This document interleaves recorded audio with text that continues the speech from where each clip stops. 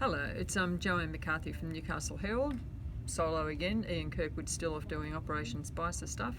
I have been at the Royal Commission into Institutional Responses to Child Sexual Abuse, which is doing case study 43 into Maitland Newcastle Diocese, Catholic Diocese, and how it's responded to child sexual abuse allegations over decades. We have heard, as usual, the shocking evidence that we tend to hear on the first day of a hearing. In this case, it was about the number. We have a definitive figures, $25.7 million paid in compensation so far to survivors, that there have been 158 separate claims substantiated representing 158 people. That's what that's saying. That 56% of allegations relate to priests. I think 6% was religious orders, and then the rest are lay people, and it sort of wasn't really explained. This Royal Commission is considering cases of the priest Vince Ryan, the notorious pedophile priest Vince Ryan, who had a little encounter with myself only a couple of weeks ago outside Darlinghurst Court.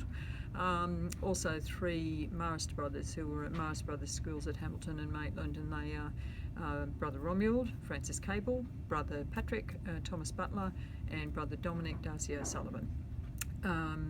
We also heard today from a very courageous man, Gerard MacDonald, who was one of 2 men who in 1995 first came forward to say that they were victims of the priest Vince Ryan. That was 20 years, in fact more than 20 years, after serious allegations about Ryan were made to clergy, including Patrick Cotter, the late Patrick Cotter. And the Royal Commission is going to be considering how the diocese responded to claims, allegations about Vince Ryan. We heard from 2 nuns today, Margaret Ann, and I'm not going to try and pronounce, Sister Margaret Ann and Sister Evelyn Woodward. Their evidence was rather